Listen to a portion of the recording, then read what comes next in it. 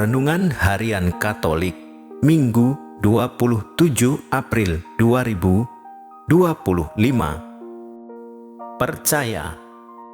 Thomas menjawab dia, "Ya Tuhanku dan Allahku."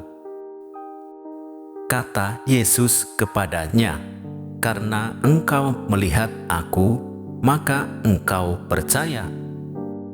Berbahagialah mereka yang tidak melihat namun percaya."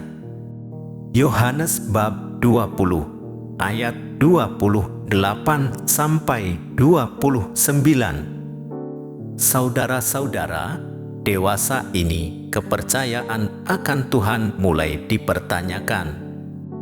Jika Tuhan itu ada, seperti apa wujudnya? Ada di mana? Pertanyaan semacam ini barangkali sukar untuk dijawab. Maka, tak salah jika kemudian ada banyak orang dihinggapi rasa keraguan yang besar akan adanya Tuhan.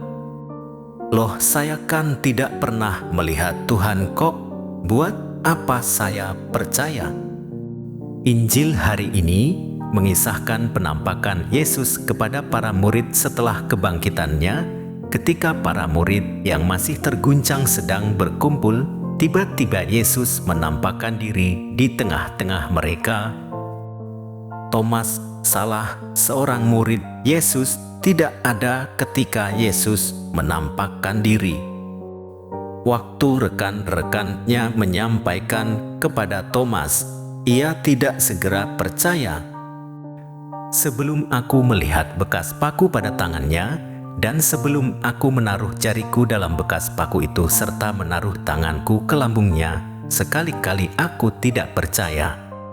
Thomas menghadapi keraguan kalau Yesus yang telah mati itu bangkit dari antara orang mati dan lantas menampakkan diri kepada murid-murid yang lain.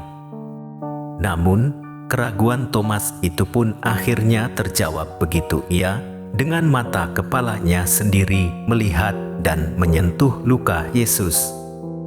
Ketika Yesus 8 hari kemudian mempersilahkan Thomas untuk menaruh jarinya di bekas luka Yesus, Thomas menjawab, "Ya Tuhanku dan Allahku." Kata-kata Yesus dalam Injil hari ini, berbahagialah mereka yang tidak melihat namun percaya. Beriman pertama-tama adalah soal percaya. Percaya bahwa Tuhan itu ada.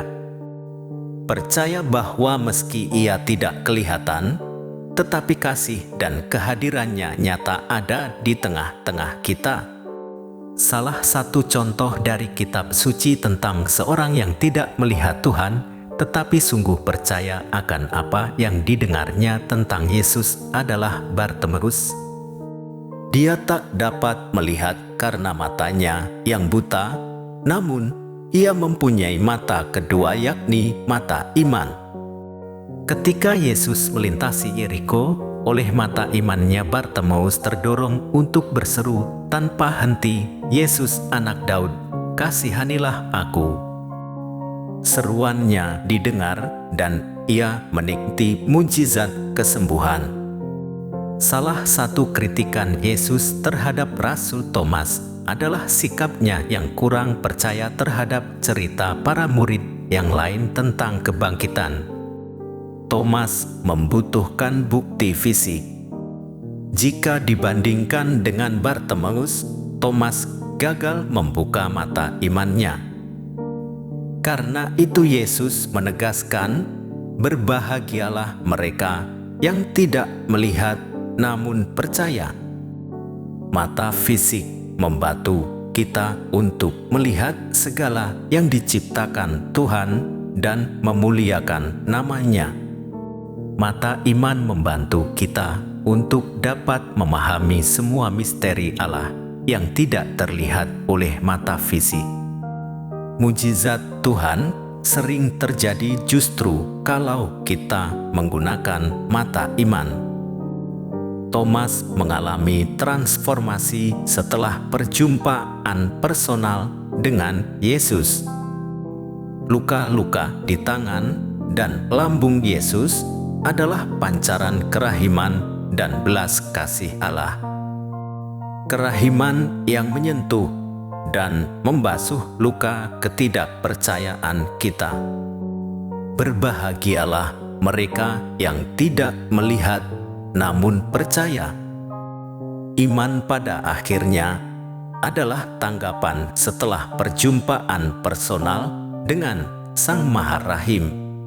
Dia yang melindungi, menghidupi, menghangatkan, memberi pertumbuhan, menjaga, menerima tanpa syarat, dan membawa kemana-mana.